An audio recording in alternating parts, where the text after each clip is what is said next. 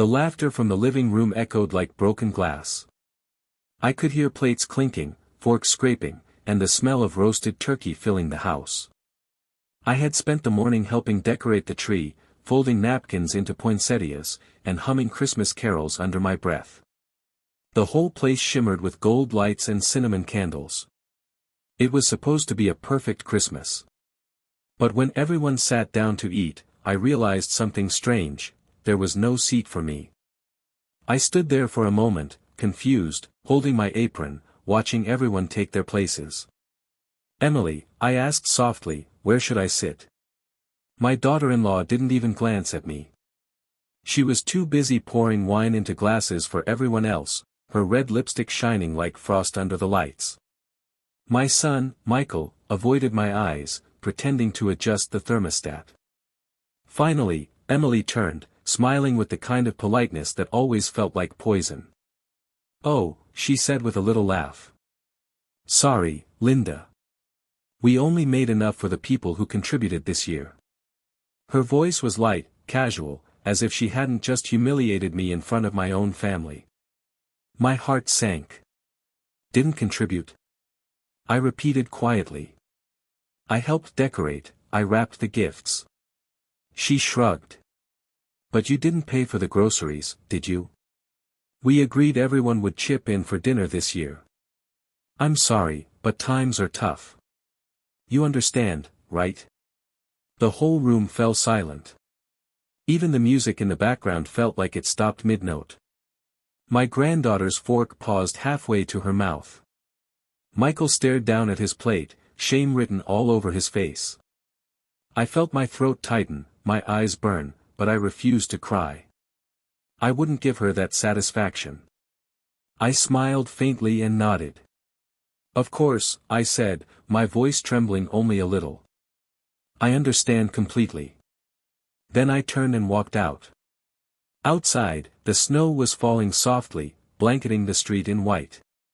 My car was cold, and when I sat inside, the silence pressed against me. For a long time, I just watched the flakes melt on the windshield. I thought about every Christmas I had spent making sure my son had gifts, every meal I'd cooked when we barely had enough money for rent.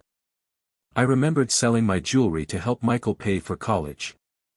I thought of his wedding, how proud I had been that day, how much I had prayed for him to have a loving home.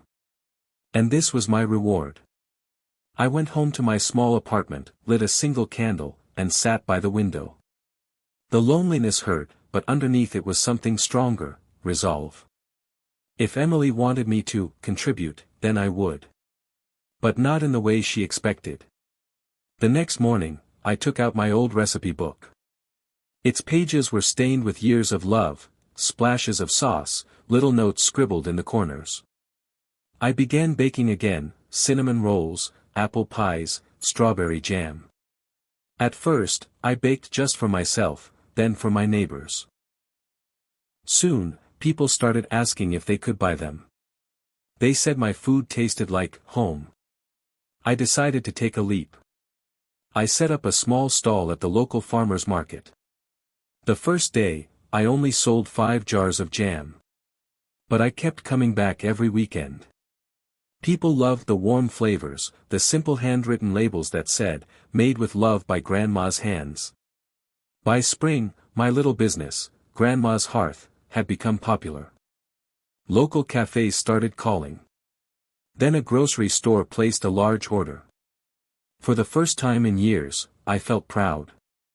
I wasn't just surviving, I was building something. My revenge wasn't loud or cruel, it was quiet and powerful. I was proving that my worth didn't depend on anyone's approval, least of all Emily's. The next Christmas, everything was different. My cozy little cottage was filled with laughter, warmth, and the smell of roasted duck. My friends from the market, my sister, and some neighbors all gathered around my table.